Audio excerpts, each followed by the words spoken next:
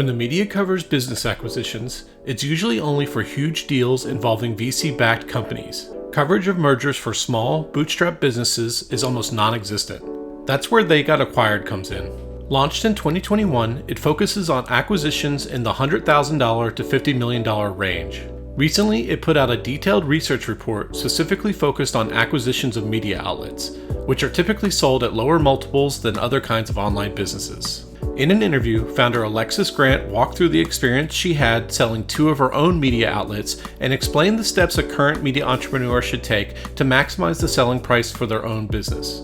Hello, I'm Simon Owens, and this is The Business of Content, the show about how publishers create, distribute, and monetize their digital content. If you want to listen to an audio version of this show, subscribe to The Business of Content wherever you get your podcasts. Okay, let's jump into the interview.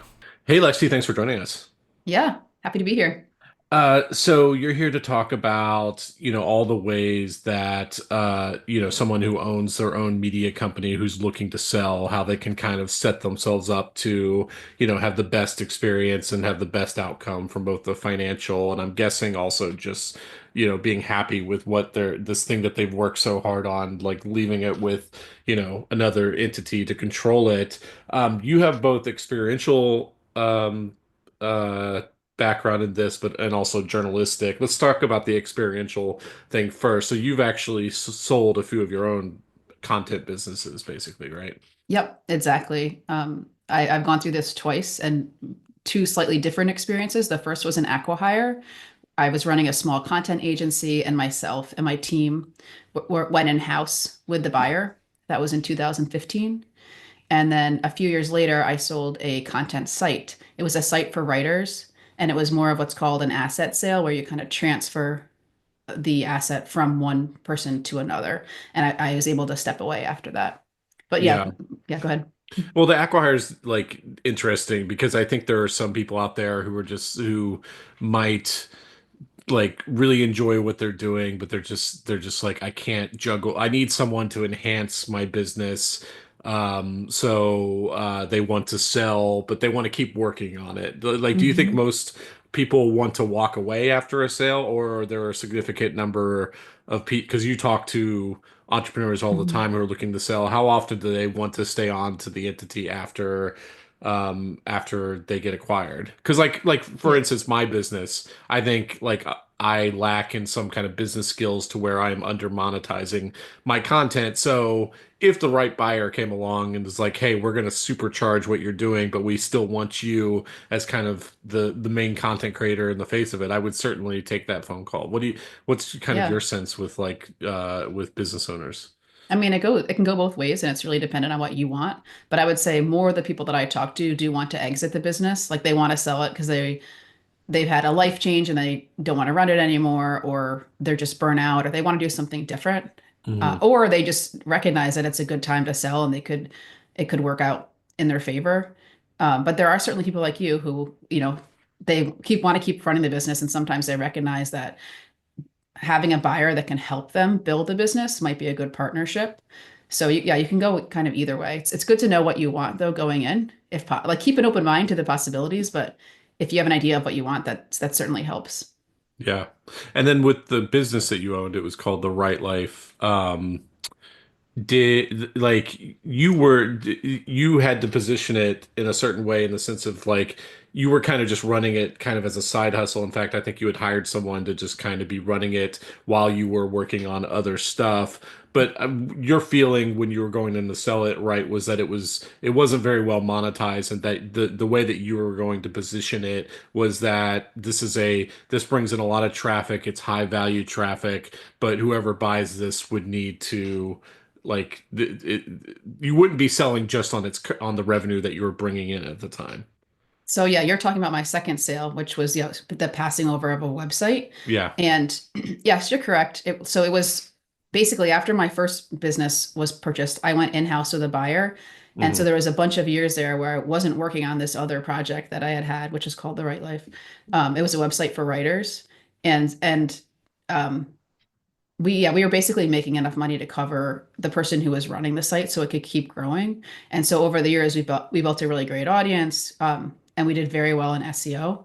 And so when it came time to sell, we were able to sell on those pieces as opposed to, how much profit the business was making. Now that I know a lot more about selling business, I recognize how lucky that was because it doesn't happen that way all the time. And really, like a founder, you position yourself much better if you can also sell on your financial metrics. But I didn't need to do that at the time because I had several buyers who wanted the site for the traffic, mainly for its SEO traffic and for the community we built. Yeah, and as we'll talk about, maybe SEO traffic was worth more then than it is Yep. today for sure. So that's your kind of experience with selling businesses. What's your kind of how did you start acquiring journalistic knowledge of buying businesses, spying and selling businesses? Yeah. So when I was trying to figure out what to do next, I knew I wanted to run another media company, but I wanted to do something that was going to help me learn something new.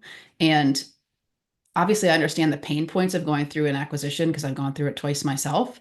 But I felt like there weren't a lot of people who could help me through kind of like a smaller sale. Like most of the stuff you hear about is much, much bigger sales in the media. And, we help. So now I run a company called They Got Acquired, and we help founders who sell for six, seven, or low eight figures. And that was like where I was playing and felt like there weren't a lot of resources. So I started a brand in that niche about 3 years ago. hmm And so, how do you approach information gathering? Like, how do you, given that this is an undercovered thing, these aren't public companies. A lot of times the sales weren't actually announced anywhere just because, that tends to happen only for like venture capital backed companies. So, how did you go about collecting this information about all these entrepreneurs who are selling? Yeah, I mean, we just ask people if they're willing to share their story. I have a small team of reporters who we interview the founder, collect information from them, and try to shed light on how they sold their business. So the financial metrics are always interesting, but the lessons that they learned while selling are sometimes even more interesting and more helpful to the audience. So we write stories about how founders built the built business and how they sold it and what they learned along the way. But it's all, we do a lot of research around the web as well, but most of the information we gather is directly from the founder who sold. And you like send them over like a form or something that they need to fill out? Yep. So our process is we start with a form and which asks all the basic questions, and then we hand that over to a reporter who will start to put the story together and follow up with the founder to ask any questions that weren't covered or questions that came up when they were reviewing the material. Which I think it's an interesting approach, and for the most part, it's worked for us. Starting with a form, occasionally get some pushback on that, and we find a different way to do it that makes sense for the founder. Um, but usually I think it helps us ask all the questions that we want to ask up front. And also it helps us qualify people because we have certain criteria before we cover a sale. So for example, I had a founder come through the other day that was interested in writing about them. Like sometimes people pitch us as well. But when we had them answer some questions, we realized they'd raised like $58 million, which is really outside of our scope. We do cover some VC-backed companies, but only much, much smaller raises. And so then the output they're basically like almost case studies where they follow a certain format saying basically hitting different parts of the founder's journey, right? Yep. Yeah, exactly. And When we try to have a focus on, we talk about how they started the business, but we try to have a focus on how they sold it because that's really what our audience is coming to us for. yeah. And so you're collecting like kind of key data points for like in each of these case studies. So the most consistent output of content that you're creating are these like individual case studies. I think Mhm. you were publishing like 8 a month. Now you're down to about 4 a month. And Mhm. like how many of these case studies have you amassed in your archives at this point, do you think, or Gosh, we probably have approximately? about 270 now at this point. Yeah. And so you have like data points on selling points, who the brokers were, what industry they were in, different types of Mhm. monetization. And so now that you have this archive, you've started taking those and compiling like basically insight reports where you're kind of pulling like average sale price, who's the broker that most often, like stuff like that, right? Yeah, exactly. So we give away what we call reports, and we just pull together case studies. So like if you're looking to sell an agency, we'll have a report that says something like 10 agencies that have sold, and we Mhm. bring them all together so you can easily see examples of other companies that have sold like yours. So we do that for agencies, for SaaS, for e-commerce, and for media and content. Those are our top kind of four industries that founders typically come to us for. And are those like PDFs, or how do Hmm. people get Yep. access to those reports? Yep. It's a PDF. They put in their email address and they can download the PDF for free.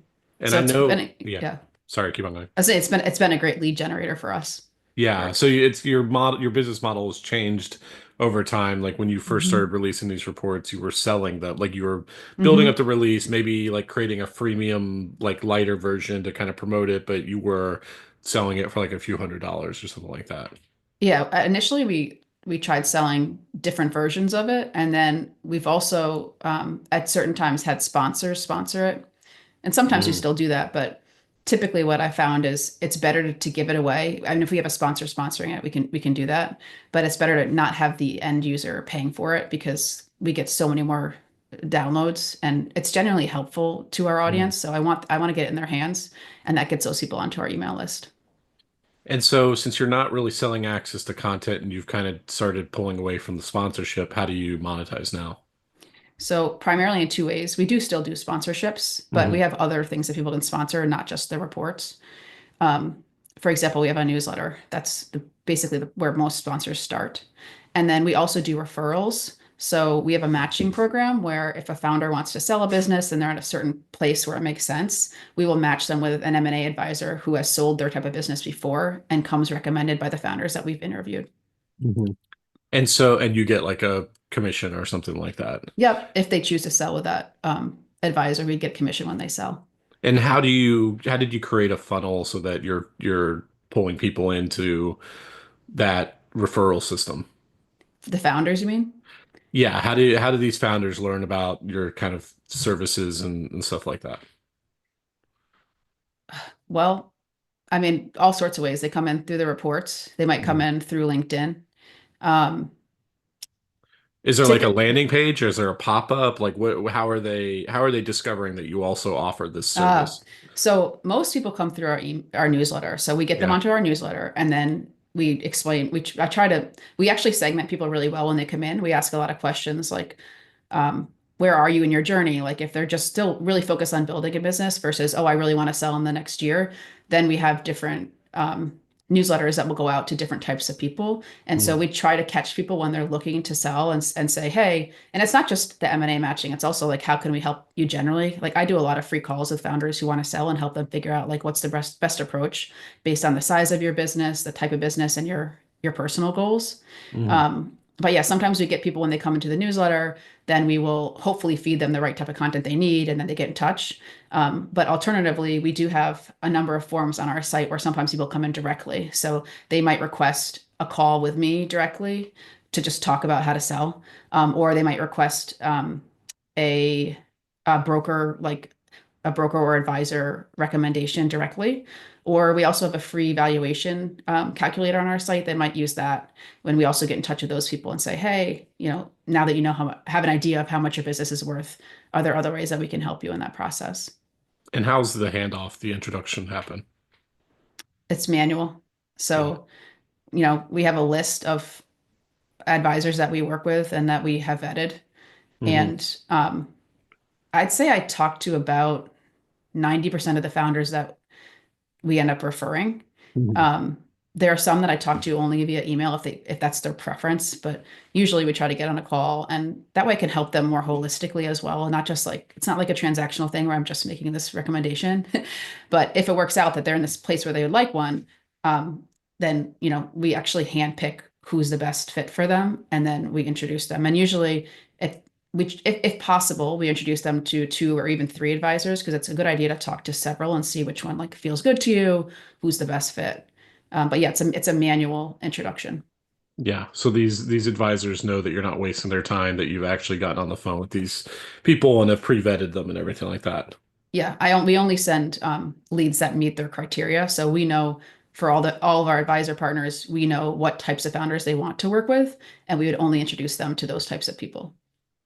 And so, quite a few businesses that you've done case studies on are actual, like you do all kinds of mostly web-based businesses, right? It's not like Yes. you wouldn't like do like a retail store that sold or something like that, a physical retail store. Yeah, not really. The idea behind it was to focus on online businesses, but I will say in the last couple of years, as we've grown, we're getting more and more inquiries from traditional businesses. Uh-huh. So, we've done a little bit of, we have a few advisors there too who can help that type of person. Because I mean, I want to Mhm. help anyone who comes in, and it's clear that even people who run traditional businesses also don't have great places to find this kind of information about how to do it.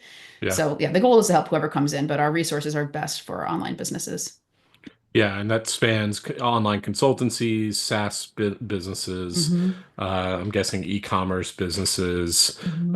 but then obviously another category is just content businesses, and obviously that has like Yep. a broad definition, but you would say maybe like a media company, someone who their primary product that they're making is content, and then they're monetizing it in some way. Yeah. Yep. Exactly. Yeah. I'd say Yeah. we have a lot of media content readers because that's my background. So our audience kind of started with my own personal network. So we're pretty strong on that type of founder in our audience.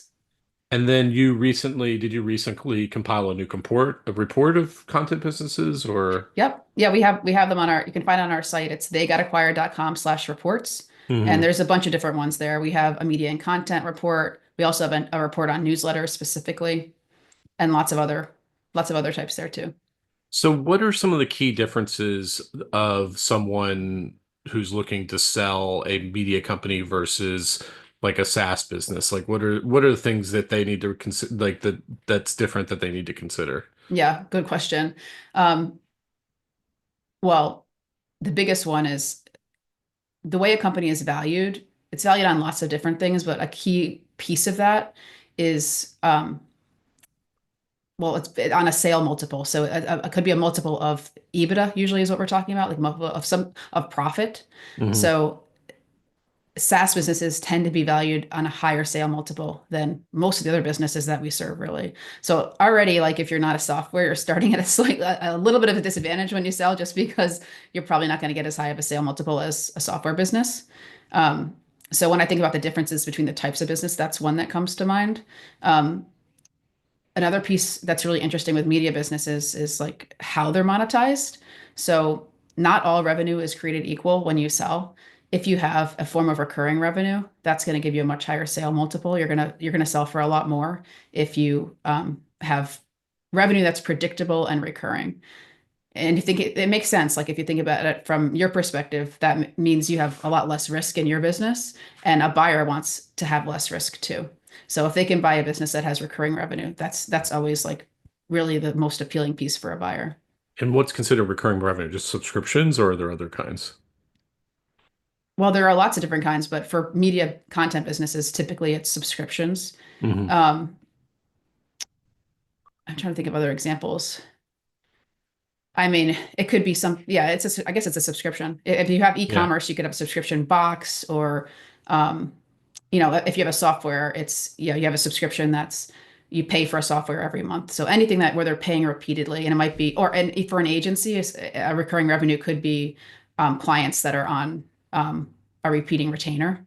So Hmm. they're paying you a certain amount every month or every year, and they've committed to that.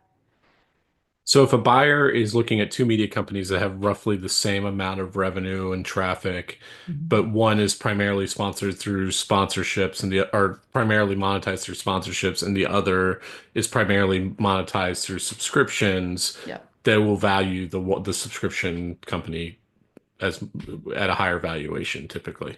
Yeah, if everything else is equal, yes. Yeah. Um, um, and typically, like ad-based businesses get lower multiples. They're not as desirable as like a subscription business. However, like there's a lot of other factors that come into play. Another one might be like founder dependency.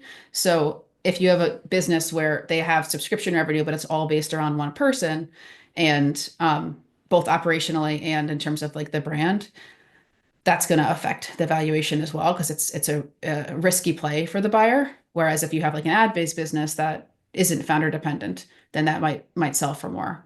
Um, so there's lots of different factors that kind of come into it. But yeah, generally recurring revenue, it just you do better with that than with regular revenue.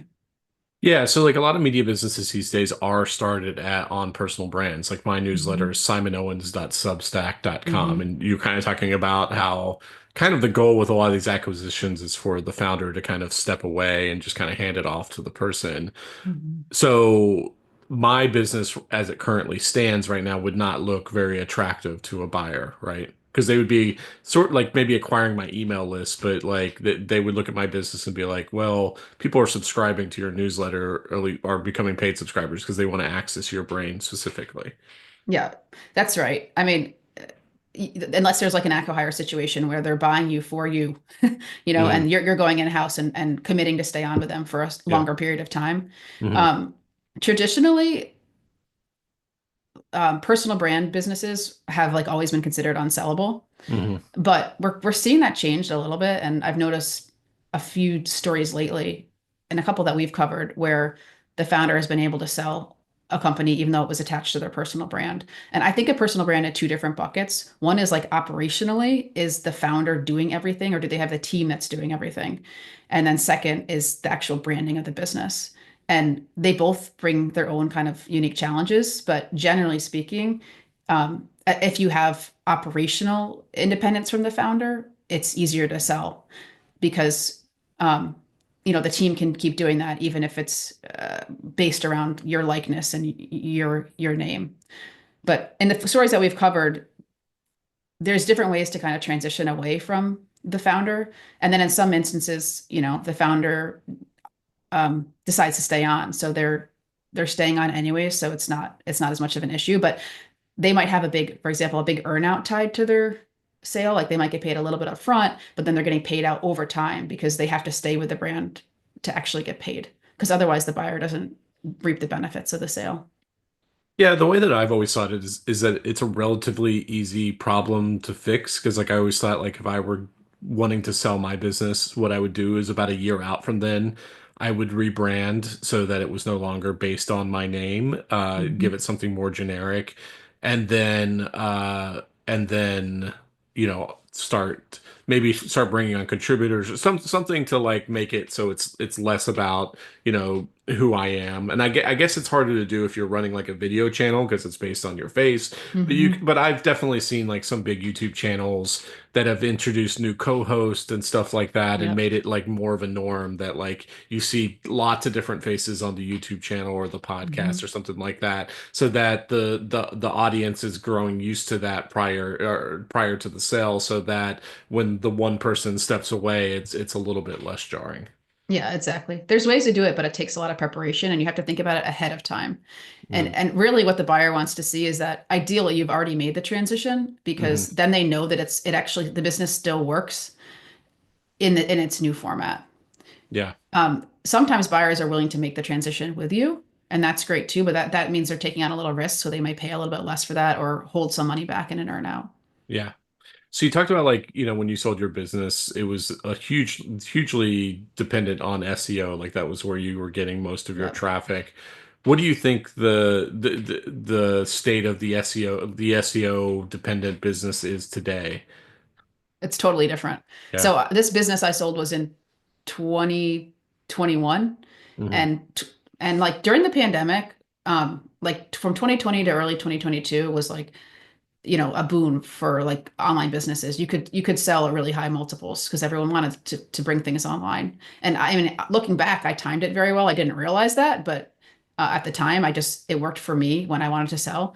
But It the was also environment, It was the ZERP era, the zero interest rate yeah, phenomena, basically. So there was just yeah. like a ton of free cash flow because Hmm. not only were interest rates low, but like the U.S. government had pumped trillions of dollars into the U.S. economy, so there was just like a lot of money flowing around. Yeah, a lot of acquisitions happened during that time at high sale multiples. Yeah. Um, but also, yeah, the SEO play, like at the time, honestly, if I had to choose any channel to base an entire site around, I would have chosen SEO because I felt like it was the most stable, more stable than like, a Facebook page or some of the other ways that people were bringing in traffic at that time.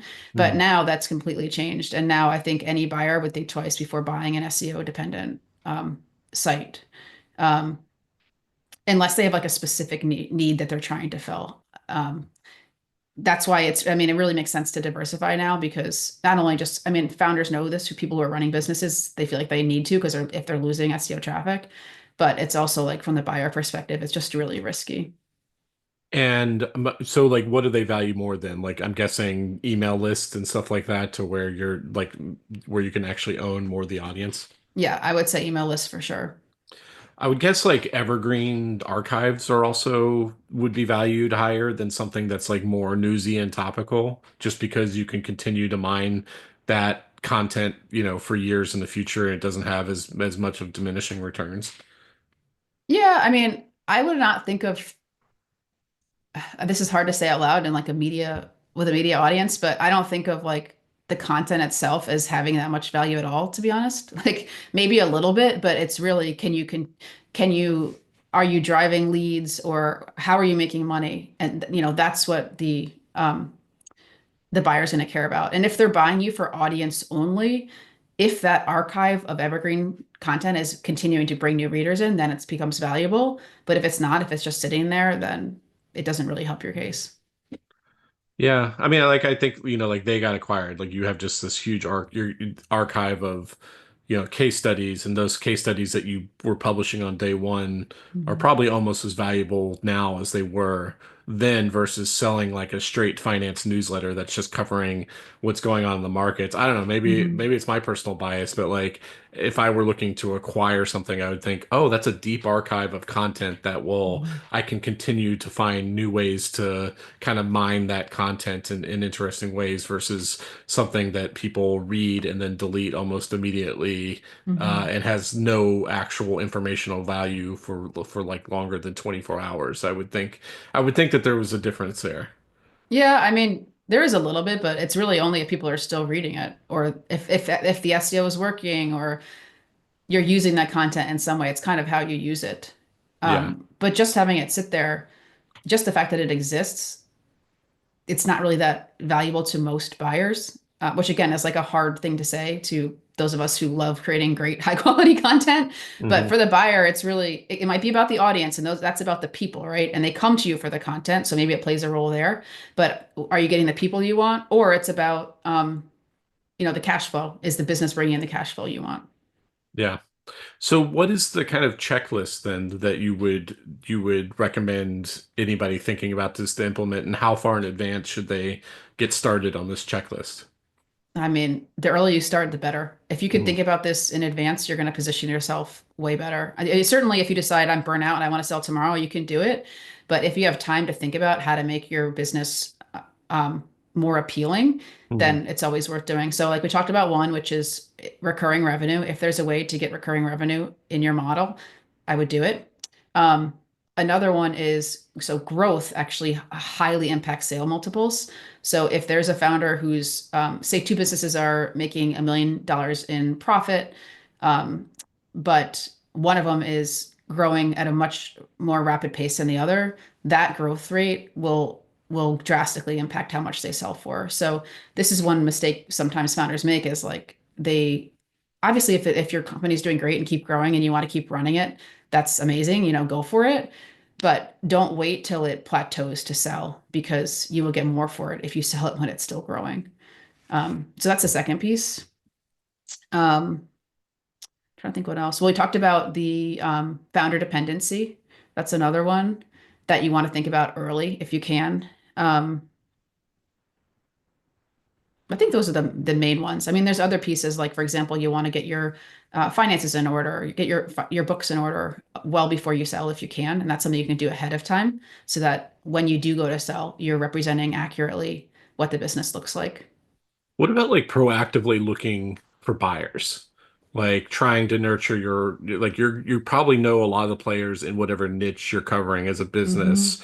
A lot of those sales happen based on personal relationships, do you recommend like kind of drawing up a list of potential acquirers and being and just being like doing like a maybe even if especially if you already know the company and just be like, hey, I just want to get you on the phone and I'm thinking about selling, this isn't a hard sell, but let's just talk about the business or what like in terms of Mhm. being just more proactive rather than just putting Yeah. yourself on some public marketplace or going through a broker who might, only go after a certain type of business. Yeah, I mean, I think it's smart to network in your niche or like with potential buyers. I wouldn't necessarily say I'm thinking about selling that early on. Just like Uh-huh. look for a way to partner with different players because it is really common that either partners or clients of a company become the buyer. Hmm. And I mean, that's what happened. So the first time I sold, it was what I ran it was a small content marketing agency, and one of our clients bought us. Hmm. And then the second time I sold to a competitor in the space. So just having relationships to those different people, you don't have to even say, I want to sell in a couple of years. And I actually wouldn't say that, but just having those relationships so the channels are open and also having ways for them to notice what you're doing. So, because the best position to be in is when a buyer approaches you about selling. Like too often I see founders will like jump at that first offer and that doesn't always make the most sense. Like um, you might want to in some cases you'll want to add other buyers to the pot to try and increase the sale price. That's what I did the second time I sold. Hmm. Once in a blue moon, you'll see a buyer approaches a seller and it's a perfect fit for a lot of reasons and they go with that person. But I'd say usually it makes sense to understand what your options are and maybe work with someone who can help you increase the sale price. But it is like it's great to have people who want to buy your business because that already gives you like once you add other buyers into that pot, that gives you more leverage. And if you know that someone's coming after you, like they have the incentive, they want to buy the business. Whereas like when you go out to sell, sometimes you have to kind of convince someone to buy, right? And like it has to be the right time for them. It has to be the right amount. They have to see all the synergies with their business. But if someone approaches you about selling, that means they already have all those pieces aligned. So there's just a lot fewer parts that you have to work out to get it to work. And it just puts you in a better spot. So certainly I would think about like how can I network in my industry so people know about me. Um, but it doesn't always, it's very uh, it doesn't happen often that you can pick out like years in advance, oh, that's going to be the strategic acquirer who's going to buy my business. But Hmm. if you network within your niche, I mean, that's going to be beneficial to you whether you sell or not. And honestly, all the things we've talked about today, it's like about building a great business and whether or not you sell, it's going to benefit you. And like how much like in terms of open-mindedness about who you sell to and where your business can be plugged in. Like I think of like two newsletters that were very similar that sold to two very different kinds of buyers. One was Morning Brew, which sold to Business Insider, which is a Hmm. traditional media company, and the other is The Hustle, which sold to HubSpot, which is a, Hmm. publicly traded SaaS company. And of those two, I think I would rather, I mean, I think they both companies had really good exits, so they both came out great. But like of those two, I think HubSpot obviously would be the more interesting buyer because one, it's a just a much more well capitalized company that Hmm. obviously is valued at a SaaS multiple, so they had more money Hmm. to spend. But then two, they just if you listen to interviews with the people behind the hustle, they say that HubSpot didn't care about the hustle's business because they weren't Hmm. in fact they shut down I think it's sponsorships and Hmm. eventually Hmm. it's paid membership because that wasn't why they were acquiring it. They were looking to use it as like a lead generator for, Hmm. future HubSpot customers. And I guess this is a long-winded question of saying like maybe your acquirer isn't another media company, but it's actually one of the products in your niche and it wants to buy you as like not for your revenue, but your potential to, drive leads for whatever their business is. Absolutely. You could sell to somebody who has a totally different business, but reaches the same types of people as you. Yeah. So it's more about like who is your audience. So it's really interesting with media companies. And I mean, I love media stuff because I come from media, but I also like think that they're just sometimes more interesting than other sales because Yeah. you can sell for cash flow or like how well the business is doing financially, or you can sell for the audience. And some of those audience sales are really interesting. But as a founder, you want to have the option of doing either one because like and typically, not always, but typically those sales where they sell for the audience, it's almost always the buyer approaching the seller Hmm. because they see the opportunity there. So you really want to set yourself up so you have options so you could sell for either reason.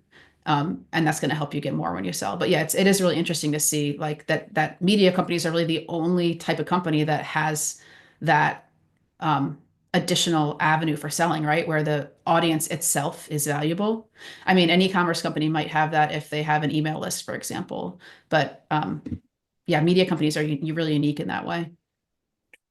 And then in terms of like finding a broker, like obviously you want to find one with a good reputation, who's reliable, but beyond that, does it really matter who you beyond having a good reputation and them being reliable, does it matter who you choose? Like, do they need a background in that specific category? Yes, I would pick someone who has a background in that category or something close. So, for example, sometimes I talk to people who say, "Oh, I met at a business a networking event in my town. I met the guy who sold the yoga studio down the street." Well, that's very different than selling a media company that has like could be sold to anybody in the world because geographically it doesn't matter where that person is based. Mhm. So, ideally, you want someone who has sold the type of business that you've sold because they're going to understand how to get more money for it. And I mean, Yeah. even like I talked to some SaaS founders who look at brick and mortar brokers and like SaaS sells for such higher multiples than a brick and mortar. Like you want to have someone who understands that and understands what buyers are looking for. And they also should have connections with buyers if they've sold in that space before. I mean, it's always good for a founder to understand your own space and say, like, hey, here are a few strategic buyers who we might want to pitch. But then it's the broker or the advisor's job to bring more buyers into that pool so Mhm. that you can have leverage. And they're paid on some kind of commission. Typically, most of what you pay to an advisor or broker is commission after the sale, but many of them also have a payment that you might make up front. It might be a one-time payment or it might be like a monthly payment while they work with you to get the business ready for sale. So it really depends. There's kind of two different models.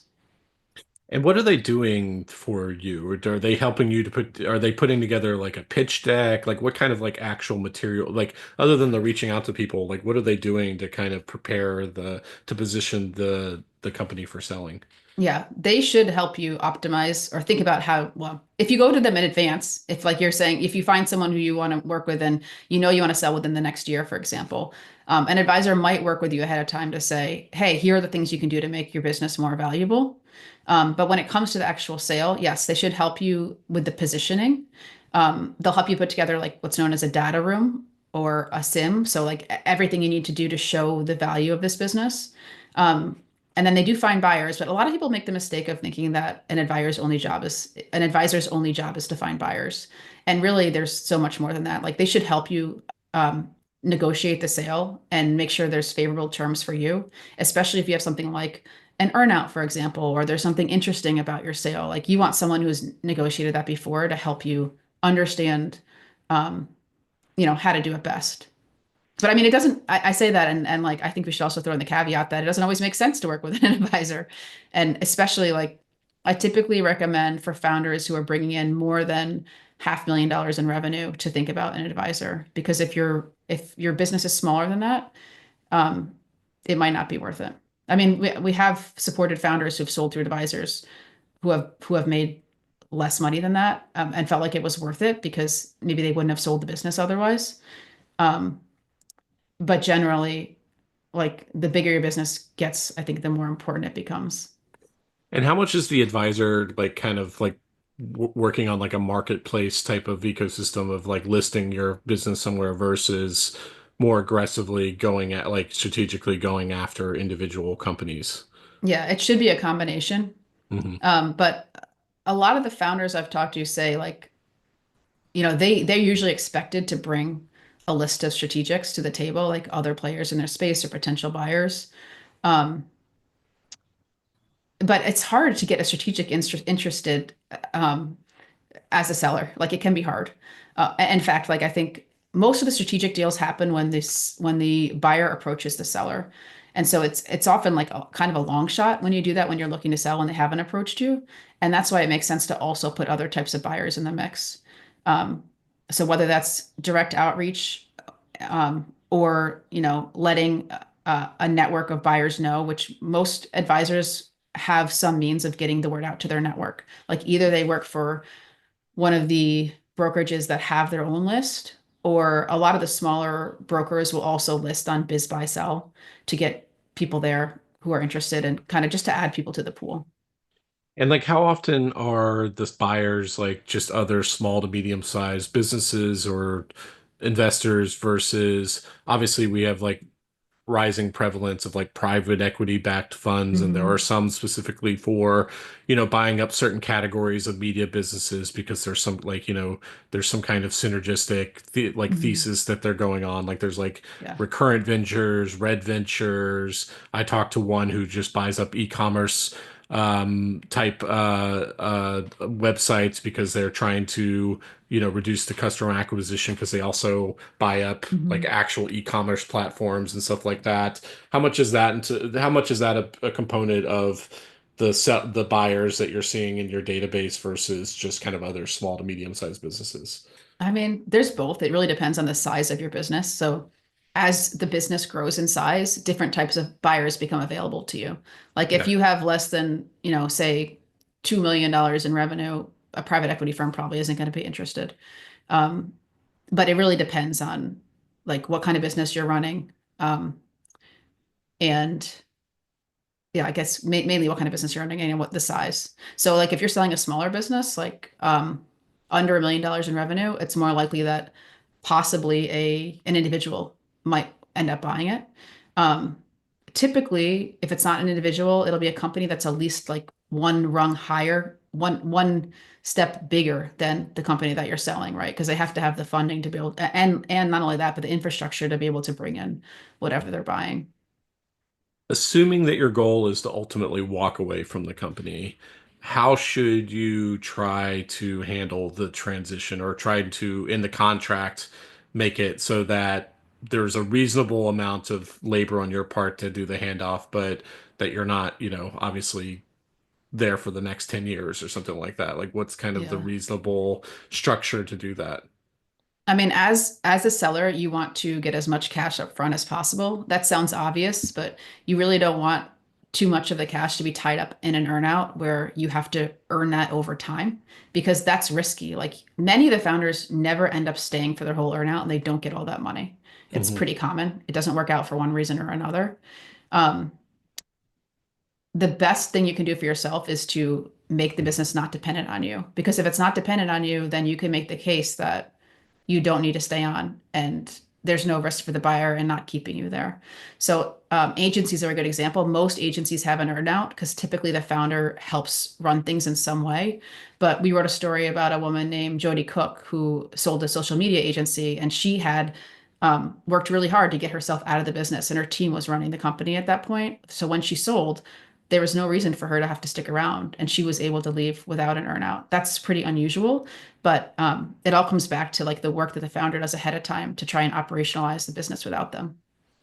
What about equity deals? Is that worth it to like a small to medium sized like business to like you get equity in this company in lieu of like some portion of cash or anything like that? Like you hear that obviously with big acquisitions like Google and Mhm. Amazon and stuff like that, that they get a certain amount of stock or something like that. Is that something that a lot of the buyers that you look at really consider? It can be, I'd say for the smaller deals, not so much. Hmm. But once you're getting into seven figures and eight figures, the question to ask is like whether that buyer plans to sell the business again, because Yeah, there are what's the lots, exit? What's the exit yeah. opportunity? Yeah. And a lot of people call this a second bite at the apple. So you sell your business, but you retain some equity. And then if they sell it again 3 years later or 5 years later, you get paid again. So that for many founders, like especially if you can't quite get what you want upfront originally, Mhm. having that option or having retaining that equity is a good move. But yeah, it depends on like who the buyer is, what position they're in, and often how big your business is. Okay, is there anything else we haven't covered that people should be thinking about if they're considering selling their business? That you asked a lot of questions. No, I mean I'm happy to talk to anyone who's thinking about selling in the next year and wants a sounding board. Okay, well, those were all the questions I have for you. Where can people reach out to you or find you online? Theygotakquired.com/newsletter. That's our free newsletter, the best place to start, or I'm on LinkedIn, Alexis Grant. All right, well, this is a lot of fun. Thanks for joining me. Thanks, Simon.